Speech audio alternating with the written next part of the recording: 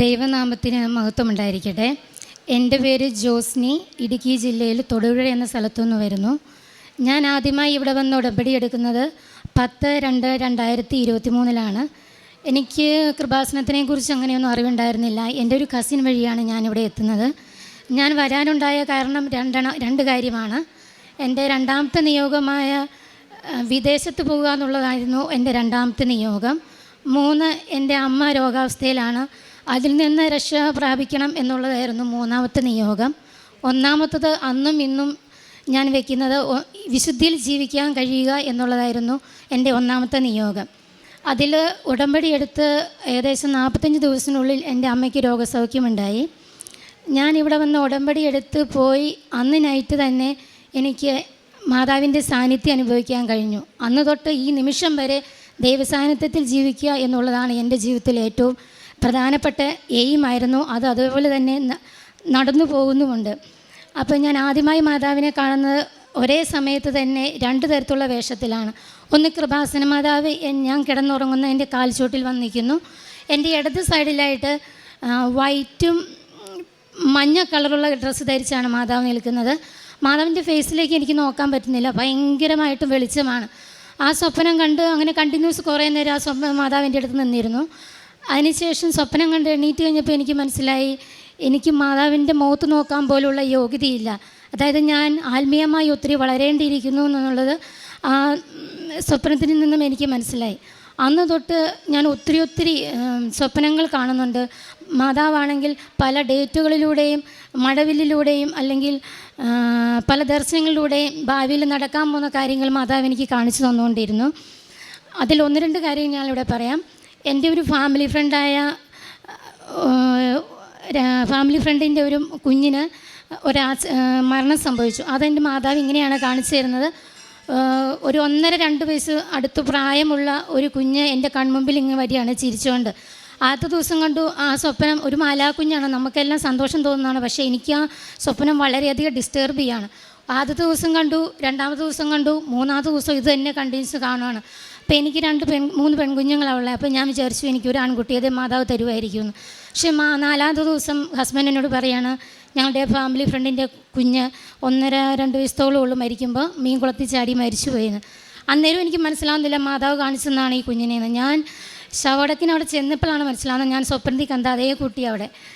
അതുപോലെ തന്നെ എനിക്ക് കാരുണ്യപ്രവർത്തികൾ ഒത്തിരി ചെയ്യാൻ പറ്റുന്നുണ്ടായിരുന്നില്ല. ഞാൻ എൻ്റെ ഇളയ കുഞ്ഞിന് 4 വയസ്സ് പ്രായമുള്ളൂ. അവളെയും കൊണ്ട് എനിക്ക് അടുത്തൊന്നും പോയി കാരുണ്യപ്രവർത്തികൾ മാത്രം ചെയ്യാൻ പറ്റുന്നുണ്ടായിരുന്നില്ല. അപ്പോൾ ഞാനിങ്ങനെ പ്രാർത്ഥിക്കും, മാതാവേ എൻ്റെ സാഹചര്യം നിനക്കറിയാം, എന്നെ കുഞ്ഞിനെ നോക്കാൻ ആരുമില്ല, ഈ കുഞ്ഞിനെയും കൊണ്ട് പോയി എനിക്ക് കാരുണ്യപ്രവർത്തികൾ മാത്രം ചെയ്യാൻ പറ്റുന്നില്ല, ബാക്കി അത്യാവശ്യം എല്ലാ കാര്യങ്ങളും ഞാൻ ഉടമ്പടി പ്രകാരം ചെയ്യുന്നുണ്ട്. അപ്പം ഞാൻ എന്ത് ചെയ്യും? ഈ കുഞ്ഞിനെ കൊണ്ട് മിക്കപ്പോഴും ഞാൻ ഹോസ്പിറ്റലിലാണ്. എങ്കിലും ഞാൻ ഈ കുഞ്ഞിനെ കൊണ്ട് അടുത്തുള്ള വീടുകളിൽ രോഗികളെ കാണുകയും തൈലം പൂശി പ്രാർത്ഥിക്കുകയൊക്കെ ചെയ്യാറുണ്ട്. ഒരു ചേച്ചിയുടെ വീട്ടിൽ പോകാൻ നേരത്ത് മാത്രം എനിക്ക് പോകാൻ പറ്റുന്നില്ല. 2 പ്രാവശ്യം പോയിട്ട് എനിക്ക് ചേച്ചിയെ കാണാൻ പറ്റുന്നില്ല. ഒരു ദിവസം സ്വപ്നത്തിൽ ഈ കുഞ്ഞിനെ കണ്ട പോലെ തന്നെ ആ ചേച്ചിയുടെ ഫേസ് എൻ്റെ മുന്നിലേക്ക് ചിരിച്ചുകൊണ്ട് വന്നു. ഞാൻ ഒട്ടും പഠിച്ചില്ല. പിറ്റേ ദിവസം ഞാൻ ആ ചേച്ചിയെ കാണാൻ ചെന്നു. ഈ ചേച്ചിയെ സ്വപ്നത്തിൽ വന്നതെന്നൊന്നും എനിക്കറിയില്ല, ആദ്യമായിട്ട് കാണുവാണ്. ചെന്ന് കണ്ടു കഴിഞ്ഞപ്പോൾ ചേച്ചി പാരലൈസ് ആയിട്ടുള്ള പേഷ്യൻ്റായിരുന്നു. സ്വപ്നത്തിൽ കണ്ട അതേ ചേച്ചി അവിടെ. അപ്പോൾ ആ ചേച്ചിക്ക് ഞാൻ നേർച്ച വസ്തുക്കളായ തൈലം പുരട്ടി പ്രാർത്ഥിക്കും, കൊന്ത കൊടുക്കും, ലോക്കറ്റ് കൊടുക്കും, അതുപോലെ പത്രം ചേച്ചിക്ക് വായിക്കാനായിട്ട് കൊടുക്കും. അക്രൈസ്തവയാണ്. അങ്ങനെ ചേച്ചിനെ ഇടയ്ക്ക് പോയി കാണുകയും നേർച്ച വസ്തുക്കൾ കൊടുത്ത് പ്രാർത്ഥിക്കുകയും ചെയ്തു. പാരലൈസായ ചേച്ചി ഇപ്പോൾ വാക്കറയിൽ വീട്ടിൽ കൂടെ ആയിട്ട് നടക്കുന്നുണ്ട്. ദൈവം വലിയൊരു അനുഗ്രഹം ചേച്ചിക്ക് നൽകിയിട്ടുണ്ട്. അങ്ങനെ വലുതും ചെറുതുമായി ഒത്തിരി അനുഗ്രഹങ്ങൾ ജീവിതത്തിൽ നടന്നുകൊണ്ടിരിക്കുന്നു. അതിൽ ഞാൻ ഏറ്റവും ഇമ്പോർട്ടൻസ് കൊടുത്തിരുന്നത് 2ാമത്തെ നിയോഗമായ എനിക്ക് വിദേശത്തേക്ക് പോകുക എന്നുള്ളതാണ്. ഞാൻ IELTS എഴുതി ഏകദേശം ഒരു വർഷത്തോളമായി IELTS എഴുതിയിട്ട് ഞാൻ UK പോകാൻ വേണ്ടി ട്രൈ ചെയ്യുന്നു. ഏജൻസിക്ക് കൊടുത്തു, പേയ്മെൻ്റ് എല്ലാം ചെയ്തു. അവർ പറയണത് 3 ആഴ്ചയ്ക്കുള്ളിൽ ഇൻ്റർവ്യൂവിന് ഡേറ്റ് വരുമെന്നാണ്. 7 മാസമായിട്ടും എനിക്കൊരു ഇൻ്റർവ്യൂ ഒന്നും വരുന്നില്ല. അങ്ങനെയാണ് ഞാൻ ഇവിടെ വരുന്നത്. ഉടമ്പടി എടുത്തതിന് ശേഷവും എനിക്ക് പല ഇൻ്റർവ്യൂകളും ഞാൻ അറ്റൻഡ് ചെയ്യുന്നുണ്ട്, പാസ്സാവുന്നുണ്ട്. അവർ പറഞ്ഞ് വിളിച്ചേക്കാം, ഓഫർ ലെറ്റർ തന്നേക്കാം എന്ന് പറയുന്നല്ലാതെ അതിനൊരു പ്രോഗ്രസ് ഒന്നുമില്ല. അങ്ങനെ ഞാൻ യൂട്യൂബിലും ഫേസ്ബുക്കിലും ഇൻസ്റ്റാഗ്രാമിലൊക്കെ പല പോസ്റ്റിലും കണ്ട് എൻ്റെ ബയോഡാറ്റ കൊടുക്കാത്ത രാജ്യങ്ങൾ വളരെ കുറവാണ്. അതേപോലെ ബയോഡാറ്റ ഞാൻ സെൻഡ് ചെയ്യുക. കാരണം എനിക്ക് IELTSൻ്റെ വാലിഡിറ്റി തീരാൻ പോവുക. അപ്പോൾ അതിന് മുമ്പ് എങ്ങനെയും കയറി പോകണം. ആ ഒരു ലക്ഷ്യത്തോടു കൂടി പല ഏജൻസിക്കും ഞാൻ അപ്ലൈ ചെയ്യുന്നുണ്ട്, പക്ഷേ ഒന്നും ആവണില്ല. അതുപോലെ എനിക്ക് 10 ഇയേഴ്സോളം ഗ്യാപ്പുണ്ട്. അപ്പം ഈ കുഞ്ഞായതുകൊണ്ട് അവരെ നോക്കാൻ ആളില്ലാത്തതുകൊണ്ട് ഞാൻ വർക്ക് ചെയ്യുന്നുണ്ടായിരുന്നില്ല. അങ്ങനെ ഇരിക്കുമ്പോഴാണ് ഞാൻ IELTS എഴുതി UK പോകാൻ വേണ്ടി ട്രൈ ചെയ്യുന്നത്. അപ്പോൾ ഇതൊന്നും നടക്കാതെ വന്നു കഴിഞ്ഞപ്പോൾ ഞാൻ പിന്നെ ഇടയ്ക്ക് വന്ന് അച്ഛനെ കണ്ടു, അച്ഛൻ്റെ ബ്ലെസ്സിങ് വാങ്ങിച്ചു. എന്നിട്ട് പിന്നെ രണ്ടാമതൊന്നും കൂടെ വന്നു. അപ്പോൾ ഓഫീസിൽ നിന്ന് എന്നോട് പറഞ്ഞു, ഇനി UK പോകണ്ട, പൈസ തിരിച്ചു മേടിച്ചോളാൻ പറഞ്ഞു. പക്ഷേ അതെന്നെ വല്ലാതെ അങ്ങ് തളർത്തി കളഞ്ഞു. എങ്കിലും ഞാൻ വീട്ടിൽ ചെന്ന് കഴിഞ്ഞ് റീഫണ്ട് ചോദിച്ചു. ഇനി മാതാവിൻ്റെ ഇഷ്ടം പോലെ ആവട്ടെ, മാതാവ് ചിലപ്പോൾ ആഗ്രഹിക്കുന്നുണ്ടാവില്ല ഞാൻ പുറത്ത് വർക്ക് ചെയ്യാൻ, നാട്ടിൽ തന്നെ ചെയ്യാനായിരിക്കും ആഗ്രഹിക്കുന്നതെന്ന് വിചാരിച്ച് ഞാൻ ഓക്കെ റീഫണ്ട് മേടിക്കാമെന്ന് വെച്ചാൽ റീഫണ്ട് മേടിച്ചു. കുറച്ച് നാളത്തേക്ക് ഞാൻ വേറെ മറ്റിടത്തൊന്നും അപ്ലൈ ചെയ്തില്ല. അങ്ങനെ കുറച്ച് നാൾ പോയി. ഞാൻ അങ്ങനെ ഒരു യൂട്യൂബിൽ അച്ഛൻ്റെ ധ്യാനം കൂടിക്കൊണ്ടിരിക്കുക, ചൊവ്വാഴ്ച ദിവസമാണ്. അപ്പോൾ എൻ്റെ നാത്തൂനോട് ഒയിറ്റ് പ്രാക്ടീസ് ചെയ്യുന്നുണ്ട്. അപ്പോൾ നാത്തൂനൊരു നമ്പർ എൻ്റെ അടുത്ത് തന്നു. അപ്പോൾ ഞാൻ അച്ഛൻ്റെ ടോക്ക് കേട്ടുകൊണ്ടിരിക്കുകയാണ്. മൊബൈലിലാണ് സാധാരണ ഞാൻ കൂടാറ്. ഞാൻ വീഡിയോ പോസ്റ്റ് ചെയ്തു. ആരാധനയ്ക്ക് തൊട്ട് മുമ്പായിട്ട് ഞാൻ മാതാവിനോട് ഇത്രേ പറഞ്ഞുള്ളൂ, എനിക്ക് ഇനി ബയോഡാറ്റ കൊടുക്കാത്ത രാജ്യങ്ങൾ കുറവാണെന്ന് എനിക്കറിയാമല്ലോ. ഇനി എനിക്ക് കൊടുക്കാൻ പറ്റില്ല. കാരണം വീട്ടിലുള്ളവർ എന്നെ വഴക്ക് പറഞ്ഞു തുടങ്ങി, നാട്ടിലെവിടെയെങ്കിലും കയറ്, ഇനി എന്തോരോന്ന് വെച്ചാൽ കൊടുക്കണേ, അതുകൊണ്ട് ഇനി നീ പുറത്തേക്ക് പോകണ്ടെന്നൊരു ടോക്ക് വീട്ടിലുണ്ട്. അപ്പം ഞാൻ മാതാവിനോട് പറഞ്ഞു, ഇത് നടക്കുമെങ്കിലേ ഞാൻ കൊടുക്കുകയുള്ളൂ, നീ ആഗ്രഹിക്കുന്നുണ്ടെങ്കിൽ ഇതെനിക്ക് റെഡിയാക്കി തരണം എന്ന് പറഞ്ഞ് ഞാൻ ആരാധന കൂടി. ആരാധന കഴിഞ്ഞ് കഴിഞ്ഞപ്പോൾ ഞാൻ ഏജൻസിയെ വിളിച്ചു. അവരിൽ നിന്ന് വളരെ പോസിറ്റീവായ റെസ്പോൺസ് എനിക്ക് ഉണ്ടായിട്ടുണ്ടായിരുന്നത്. ഞങ്ങൾ പിറ്റേ ദിവസം തന്നെ ഞാനും നാത്തൂനും ഹസ്ബൻഡും കൂടെ പോയി എൻ്റെ എല്ലാ സർട്ടിഫിക്കറ്റുകളുമായി പോയി അവിടെ പോയി എല്ലാം സർട്ടിഫിക്കറ്റുകളും കൊടുത്തു. ഒരു 1.5 മാസത്തിനുള്ളിൽ തന്നെ എനിക്ക് ഓഫർ ലെറ്റർ വന്നു. ആ സെയിം ടൈമിൽ എൻ്റെ ചേച്ചി കാനഡയിൽ വർക്ക് ചെയ്യുന്നുണ്ട്. ചേച്ചി പറഞ്ഞു, ഇതിപ്പോൾ നടക്കില്ലോ, നമുക്കറിയില്ലല്ലോ, നമുക്കൊന്ന് കാനഡയിലേക്കൊന്ന് അപ്ലൈ ചെയ്യാമെന്ന് പറഞ്ഞു. ചേച്ചി കാനഡയിൽ സെറ്റിൽഡാണ്. അപ്പോൾ ചേച്ചി പേയ്മെൻറ്റ് ചെയ്ത് എൻ്റെ പ്രോസസ്സിങ് ചേച്ചി എൻ്റെ Gmail ID കയറി ചേച്ചി തന്നെ എല്ലാം ചെയ്തുകൊണ്ടിരിക്കുക. അപ്പോൾ ഈ കാനഡയുടെയും ജർമ്മനിയുടെയും സെയിം പ്രോസസ്സിങ് ഒരേപോലെ മുന്നോട്ട് പോവുക. അപ്പോൾ ഇത് ഏത് സെലക്ട് ചെയ്യണമെന്ന് എനിക്ക് മൊത്തം കൺഫ്യൂഷനായി.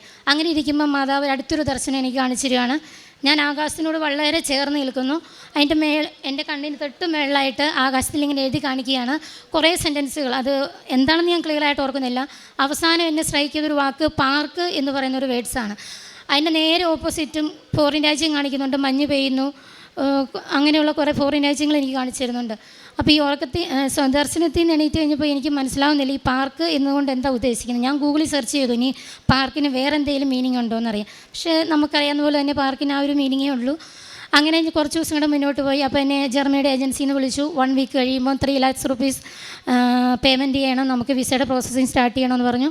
ഇപ്പോൾ കാനഡ നിൽക്കുന്നു, ഏത് സെലക്ട് ചെയ്യണമെന്ന് എനിക്കറിയില്ല. ചേച്ചി കാനഡയ്ക്ക് വരാൻ എന്നെ വിളിക്കുന്നുണ്ട്.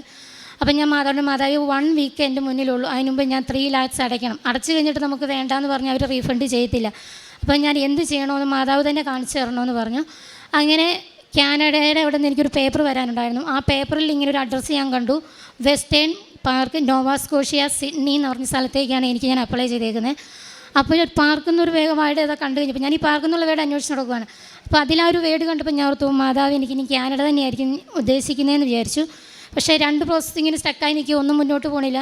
അപ്പം ഞാൻ മാതാവ് ഏതാദ്യം നടക്കുന്നു അതിന് ഞാൻ പോകുമെന്ന് പറഞ്ഞു. അങ്ങനെ മിനിറ്റുകളുടെ വ്യത്യാസത്തിൽ ജർമ്മനിയുടെ പ്രോസസ്സിങ് എനിക്ക് മുന്നോട്ട് പോയി. ഞാൻ 3 lakhs rupees അടച്ചു. അങ്ങനെ അതിൻ്റെ വിസ പ്രോസസ്സിങ് സ്മൂത്തായിട്ട് നടന്നുകൊണ്ടിരിക്കുന്നു. അതിൻ്റെ ഇടയിൽ അപ്പോൾ എനിക്ക് മെഡിക്കൽ വരണം. എൻ്റെ വിസ പ്രോസസ്സിങ് എല്ലാം കഴിഞ്ഞു, മെഡിക്കൽ വരണം. എന്ത് ചെയ്താൽ പിന്നെ അവിടെ പ്രശ്നമായി, മെഡിക്കൽ വരണില്ല. അപ്പം മെഡിക്കലിന് ഡേറ്റ് കിട്ടുന്നില്ല. മെഡിക്കൽ നമുക്ക് ഡൽഹിയിൽ എംബസി പോയി വേണം ചെയ്യാൻ, നമ്മുടെ നാട്ടിൽ ചെയ്യത്തില്ല. അപ്പോൾ എന്ത് ചെയ്താൽ എനിക്ക് എൻ്റെ കൂടെ കുറച്ച് 10-20 പിള്ളേരുണ്ട്, ഞങ്ങൾ ഒരുമിച്ചാണ് പോകുന്നത്.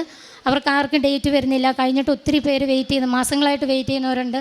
അപ്പോൾ മാതാവ് എനിക്ക് പല ഡേറ്റുകൾ പിന്നെയും കാണിച്ചിരുന്നു. അപ്പോൾ എൻ്റെ വിശ്വാസം എന്താണ്, മെഡിക്കലിന് ഡേറ്റ് തരുന്നതാണ്.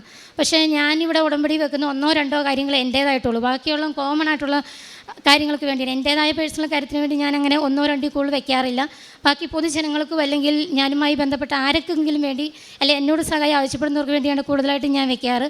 അതുകൊണ്ടായിരിക്കും മാതാവ് എനിക്ക് പല ഡേറ്റുകൾ കാണിച്ചു തന്നിട്ട് അതിൽ സംഭവിക്കുന്നത്, ഒരു ഡേറ്റ് കാണിച്ചു തന്നിട്ട് സംഭവിച്ചത് എൻ്റെ വീട്ടിൽ വലിയൊരു ചുഴലിക്കാറ്റുണ്ടായി. എൻ്റെ വീടിൻ്റെ പറമ്പിലുള്ള എല്ലാ മരങ്ങളും ഞങ്ങളുടെ വീടിൻ്റെ പൊക്കത്ത് ചാടി, വീടും പോയി, പറമ്പിൽ ഇപ്പോൾ തരിശു ഭൂമിയായിട്ട് കിടക്കുകയാണ്.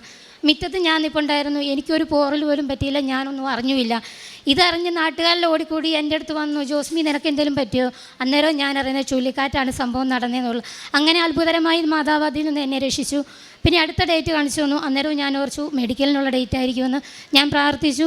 ആ സമയത്ത് നടന്നത് നമ്മൾ വയനാട്ടിലെ ദുരന്തമായിരുന്നു. അത് കഴിഞ്ഞ് അടുത്ത ഡേറ്റ് കാണിച്ചു തന്നു. ആ സമയത്ത് നമ്മൾ ലോറി ഡ്രൈവറായ അർജുൻ്റെ മരണമായിരുന്നു. അങ്ങനെ ഓരോ ഡേറ്റുകൾ കാണിച്ചു തരാൻ തുടങ്ങി. അപ്പം ഞാൻ മനസ്സിലാക്കി, വേണ്ട, ഇനി എനിക്ക് വേണ്ടി പിന്നെ ഞാൻ പ്രാർത്ഥിച്ചില്ല. എൻ്റെ കാര്യം ഞാൻ മറന്നു. ഞാൻ മറ്റു പലർക്കും, എന്നോട് ആവശ്യപ്പെട്ടവർക്കും, ഞാനിങ്ങനെ അറിയുന്നവർക്കും വേണ്ടി പ്രാർത്ഥിക്കാനായിട്ട് തുടങ്ങി. അങ്ങനെ ഞാൻ എന്നെ മറന്ന് മറ്റുള്ളവർക്ക് വേണ്ടി പ്രാർത്ഥിച്ചു തുടങ്ങിയപ്പോൾ മാതാവ് എൻ്റെ കാര്യം ഏറ്റെടുത്തു.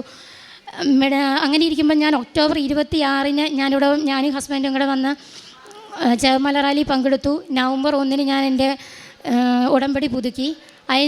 അത് കഴിഞ്ഞ് ഒരു 5 ദിവസം കഴിഞ്ഞപ്പം എൻ്റെ ഫ്രണ്ടിന് മെഡിക്കലിന് ഡേറ്റ് വന്നു. ഒരു വീക്കിൻ്റെ വ്യത്യാസത്തിൽ എനിക്കും വന്നു മെഡിക്കലിന് ഡേറ്റ്. മെഡിക്കൽ ജനുവരി 16 എനിക്ക് എംബസിയിൽ, ഡൽഹി എംബസി വെച്ച്. അതിന് മുമ്പ് ഞാൻ മാതാവിൻ്റെ അടുത്ത് ഇങ്ങനെ പ്രാർത്ഥിച്ചു, മാതാവേ ഒത്തിരി പേര് മെഡിക്കൽ കഴിഞ്ഞ് ഇങ്ങനെ നിൽക്കുന്നുണ്ട്, അവർക്ക് ആർക്കും വിസ വരണില്ല. ഞാൻ പോകുന്നതിന് മുമ്പായിട്ട് ആർക്കെങ്കിലും ഒരാൾക്ക് വിസ വന്നെന്ന് കേട്ടിരുന്നേ എനിക്ക് സമാധാനത്തോടെ പോകാമായിരുന്നല്ലോ. ഒത്തിരി പേര് ഇങ്ങനെ ടെൻഷൻ അടിച്ച് ഇപ്പോൾ ഇത്രയും പൈസ മുടക്കി ഇത്രയും നാളുകളായി വെയിറ്റ് ചെയ്യുന്നു, ആർക്കെങ്കിലും ഒന്ന് വന്ന് കേട്ടിരുന്നേ സന്തോഷമായിരുന്നല്ലോ മാതാവേ എന്ന് പറഞ്ഞു. അതുപോലെ തന്നെ ഞാൻ പോകുന്നതിന് 2 ദിവസം മുമ്പ് ഒരാൾക്കല്ല 3 പേർക്ക് വിസ വന്നു. അതേപോലെ ഞാൻ മെഡിക്കൽ കഴിഞ്ഞ് വന്ന് 13-ാം ദിവസം, എനിക്ക് തോന്നുന്നു വേറെ ആർക്കും അത്രയും ഫാസ്റ്റായിട്ട് കിട്ടിയിട്ടില്ല, എനിക്ക് 13-ാം ദിവസം വിസ വന്നു. കാരണം സാധാരണ എല്ലാവർക്കും 60 അല്ല 90 ദിവസത്തിനുള്ള വിസ വരേണ്ടത്. എനിക്ക് ഫാസ്റ്റായിട്ട് തന്നെ വിസ വന്നു. അതും മാതാവ് എനിക്ക് കാണിച്ചു തരുന്നുണ്ട്, വിസ എന്നാ വരുന്നതെന്നും നീ പെട്ടെന്ന് തന്നെ കയറിപ്പോൾ. എനിക്ക് റെഡിയാവാനുള്ള സമയമില്ല, എനിക്ക് മിനിഞ്ഞാന്നാ വിസ വരുന്നത്. ഈ ബുധനാഴ്ച എനിക്ക് അവർ ടിക്കറ്റും എടുത്തു, എനിക്ക് റെഡിയാവാൻ പോലും സമയമില്ല. അതുപോലും മാതാവ് എനിക്ക് കാണിച്ചു തരുന്നുണ്ട്. അതുപോലെ മാതാവ് ഞാൻ പോകുന്ന സ്ഥലത്ത് എന്നെയും കൂട്ടി 2-3 പ്രാവശ്യം എന്നെ ജർമ്മനിയിൽ മാതാവിൻ്റെ കൂടെ ഞാൻ പോയിട്ടുണ്ട്. എനിക്ക് സ്ഥലം ക്ലിയറായിട്ട് ഓർമ്മയില്ലെങ്കിലും എന്നെ കൊണ്ടുപോയതായിട്ട് എനിക്ക് കൃത്യമായിട്ട് ഓർമ്മയുണ്ട്. അങ്ങനെ വലുതും ചെറുതുമായി ഒത്തിരി അനുഗ്രഹങ്ങൾ നൽകിയ എൻ്റെ അമ്മ മാതാവിനും ഈശോയ്ക്കും 1000 നന്ദി പറയുന്നു. അതുപോലെ എൻ്റെ കാരുണ്യപ്രവൃത്തി എന്ന് പറയുന്നത്, എൻ്റെ പ്രാർത്ഥിച്ച മാതാവേ, ഞാൻ വീടിൻ്റെ അടുത്ത് പലർക്കും ചെയ്തു കൊടുക്കുന്നതിൽ ഞാൻ അത്ര സാറ്റിസ്ഫൈഡ് അല്ല, എന്തൊക്കെയോ ചെയ്യണമെന്ന് എൻ്റെ മനസ്സിൽ ആഗ്രഹമുണ്ട്. അതിനുവേണ്ടി എനിക്ക് മാതാവ് എന്തെങ്കിലും ചെയ്തു തരണമെന്ന് ഞാൻ പ്രാർത്ഥിക്കുമായിരുന്നു. അങ്ങനെ എൻ്റെ വീടിൻ്റെ തൊട്ടു താഴെ ഒരു ചേച്ചി, ഓൾറെഡി ചേച്ചി വയ്യാണ്ടിരിക്കുകയാണ്, ചേച്ചിയുടെ കണ്ണ് കാണത്തില്ല, ഷുഗർ വന്ന് കണ്ണിൻ്റെ കാഴ്ചശക്തി നഷ്ടപ്പെട്ടു. ചേച്ചിക്ക് വാക്കറിലാണ് നടക്കുന്നത്. ചേച്ചി ഒരു ദിവസം വീണു, ബെഡാന്ന് വിചാരിച്ചിരുന്നാണ്, നിലത്തേക്ക് വീണു. ചേച്ചിയുടെ ഹിപ്പിനാണ് പറ്റിയിരിക്കുന്നത്. ചേച്ചിനെ ഹോസ്പിറ്റലിൽ അഡ്മിറ്റ് ചെയ്തു. 1 വീക്ക് കഴിഞ്ഞ് ഡിസ്ചാർജായി വന്നു. ചേച്ചിനെ നോക്കാൻ ആരുമില്ല, വയസ്സായ പ്രായമായ ഒരു ഹസ്ബൻഡ് മാത്രമേ ഉണ്ടായിരുന്നുള്ളൂ. അപ്പോൾ ഞാൻ ചെല്ലുമ്പോൾ ചേച്ചി ഇങ്ങനെ കരച്ചില്ല, നല്ല ദൈവവിശ്വാസിയാണ്. ചേച്ചി ഇങ്ങനെയാണ് പ്രാർത്ഥിക്കുന്നത്, എൻ്റെ ആത്മാവിന് കൂട്ടായിരിക്കണമെന്ന്. കാരണം ചേച്ചിയുടെ കൈവിരൽ പോലും അനക്കാൻ പറ്റത്തില്ല, ആ ചേട്ടനൊന്നും ചെയ്യാനും അറിയത്തില്ല. അന്ന് തൊട്ട് ഒരു 7-8 മാസത്തോളം ചേച്ചിയുടെ സർവ്വകാര്യം ഞാൻ പോയിന്ന് ചെയ്തു. കുഞ്ഞുള്ളപ്പോഴും ഇല്ലാത്തപ്പോഴും എല്ലാം ചേച്ചിയുടെ എല്ലാ കാര്യങ്ങളും ചെയ്തു കൊടുക്കാൻ മാതാവ് എനിക്കായിട്ട് തന്നതാണ്. ഞാനത് ചെയ്തു കൊടുക്കാൻ എനിക്ക് കഴിഞ്ഞു. അതുപോലെ എൻ്റെ വീട്ടിലും എൻ്റെ ഹസ്ബൻഡിന് വേണ്ടി അടുത്തും പല രോഗികളെ കാണുക, നേർച്ച വസ്തുക്കൾ കൊടുക്കുകയും. പലരും പറയും, രോഗികളുടെ അടുത്ത് ചെല്ലുമ്പോൾ അവർ പറയും മാതാവായിട്ടാണ് കൊച്ചിനെ എൻ്റെ അടുത്ത് കൊണ്ടുവന്നതെന്ന്. അങ്ങനെ കേൾക്കുമ്പോൾ തന്നെ വലിയൊരു സന്തോഷമാണ്. അങ്ങനെ എനിക്ക് കാരുണ്യ പ്രവൃത്തികൾ ചെയ്യാൻ പറ്റി. അതുപോലെ പത്രമാണേലും ഇവിടുന്ന് മേടിച്ചുകൊണ്ട് പോകുന്ന എല്ലാ പത്രങ്ങളും ആദ്യം പ്രാർത്ഥിച്ചു കൊടുക്കണമെന്ന് സത്യം പറഞ്ഞ് എനിക്ക് അറിയില്ലായിരുന്നില്ല. ഇപ്പം ഞാൻ സങ്കടത്തോടൊരു കാര്യം പറയട്ടെ, ഇപ്പോൾ കിട്ടുന്ന പലയിടത്തും ഞാൻ കാണുന്നുണ്ട് പത്രമൊക്കെ കുരിശടിയിലും പള്ളിയിലൊക്കെ വെറുതെ ഇട്ടിട്ട് പോകുന്നു. അതൊക്കെ ഞാൻ എടുത്ത് മറ്റുള്ളവർക്ക് കൊണ്ടേ കൊടുക്കാറുണ്ട്. അതുപോലെ ഇപ്പം ഞാൻ ഇങ്ങനെ പ്രാർത്ഥിച്ചു കൊടുക്കാം, മാതാവേ നീ ആർക്ക് കൊടുക്കണമെന്ന് ആഗ്രഹിക്കുന്നു അവരെ എൻ്റെ മുന്നിൽ എത്തിക്കണം. അങ്ങനെ ഞാൻ പ്രാർത്ഥിച്ച് വിശ്വാസമാണ് ചൊല്ലി എൻ്റെ മനസ്സിൽ തോന്നിക്കും ഇന്ന ആൾക്ക് കൊടുക്കണമെന്ന്, അങ്ങനെ കൊടുക്കും. അതുപോലെ ലോക്കറ്റ്, കൊന്ത, നേർച്ച വസ്തുക്കളായ ഉപ്പ്, തേന്, ഇതെല്ലാം ഞാൻ ഇവിടുന്ന് ആവശ്യത്തിന് മേടിച്ചുകൊണ്ട് പോയി പത്രം കൊടുക്കുന്നതിനേക്കാൾ കൂടുതലായി സന്തോഷത്തോടെ ഞാൻ കൊടുക്കും. അതിൽ ഡൽഹി 2 പ്രാവശ്യം പോയപ്പോഴും ഞാൻ ഇവിടുന്ന് പത്രം, മലയാളം പത്രവും ഹിന്ദി പത്രം വാങ്ങിച്ചുകൊണ്ട് പോയി അതും കൊടുത്തു. അതുപോലെ മൊബൈലിലൂടെ ആണെങ്കിലും വാട്സപ്പിലൂടെ ഡെയിലി ഞാൻ എല്ലാവർക്കും ഇപ്പോഴത്തെ അവർ ഡെയിലി ബ്രെഡും അതുപോലെ ധ്യാനങ്ങളും സാക്ഷ്യങ്ങളൊക്കെ അയച്ചു കൊടുക്കാറുണ്ട്. ഞാൻ വഴി പലരും ഇവിടെ വന്ന് ഉടമ്പടി എടുക്കുകയും ഓൺലൈൻ ഉടമ്പടി എടുക്കുകയൊക്കെ ചെയ്തിട്ടുണ്ട്. ഇങ്ങനെ പലതും ചെറുതുമായി ചെയ്തിട്ടുള്ള എല്ലാ ഉപകാരങ്ങൾക്കും അമ്മ മാതാവിനും ഈശോയ്ക്കും 1000 നന്ദി പറയുന്നു. ഇനിയും നമ്മളെ ഓരോരുത്തരെയും ദൈവം സമൃദ്ധമായി അനുഗ്രഹിക്കട്ടെ. Thank you. ജോയൽ പ്രവാചകൻ്റെ പുസ്തകം 2-ാം അധ്യായം 28 മുതലുള്ള തിരുവചനങ്ങളിൽ, അന്ന് ഇങ്ങനെ സംഭവിക്കും, എല്ലാവരുടെയും മേൽ എൻ്റെ ആത്മാവിനെ ഞാൻ വർഷിക്കും, നിങ്ങളുടെ പുത്രന്മാരും പുത്രിമാരും പ്രവചിക്കും, ആ നിങ്ങളുടെ വൃദ്ധന്മാർ സ്വപ്നങ്ങൾ കാണും, യുവാക്കൾക്ക് ദർശനങ്ങളുണ്ടാകും. ആ നാളുകളിൽ എൻ്റെ ദാസന്മാരുടെയും ദാസിമാരുടെയും മേൽ എൻ്റെ ആത്മാവിനെ ഞാൻ വർഷിക്കും. ജോസ്നി എന്ന മകളുടെ ജീവിതത്തിൽ താൻ ഉടമ്പടിയെടുത്ത നിമിഷം മുതൽ തനിക്കുണ്ടാകുന്ന ഓരോ അനുഭവങ്ങൾ, ദൈവ സാന്നിധ്യം തനിക്ക് എങ്ങനെ അനുഭവിക്കാൻ സാധിക്കുന്നു, സ്വപ്നങ്ങളിലൂടെയും ദർശനത്തിലൂടെയും ഒക്കെ പരിശുദ്ധ അമ്മ എങ്ങനെയാണ് ഓരോ കാര്യങ്ങൾ തനിക്ക് മനസ്സിലാക്കി തരുന്നത്, അതൊക്കെ തൻ്റെ ജീവിതത്തിൽ നിവൃത്തിയാകുന്നുണ്ട്.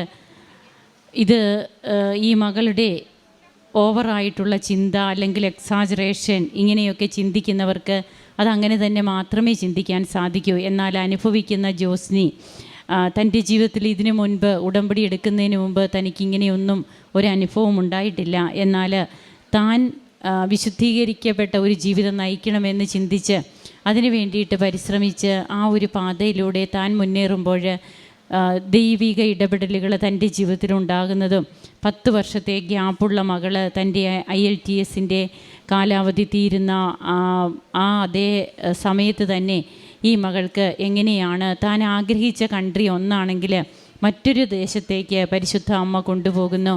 പല പ്രാവശ്യം അമ്മയെ സ്വപ്നം കാണുന്നു. അമ്മ ജർമ്മനിയിൽ താൻ പോകേണ്ട സ്ഥലങ്ങൾ കാണിച്ചു കൊടുക്കുന്നു. ഇതൊക്കെ ജീവിതത്തിൽ അനുഭവിക്കുകയാണ്. അങ്ങനെ അമ്മയോടൊത്തുള്ള ഒരു ജീവിതം ഇന്ന് ഒത്തിരിയേറെ മക്കൾ നയിക്കുന്നുണ്ട് അവരുടെ ജീവിതത്തിൽ. അതിന് ജോയൽ പ്രവാചകൻ്റെ പുസ്തകത്തിലൂടെ തിരുവചനങ്ങൾ നമുക്ക് ബലം തരുന്നുണ്ട്.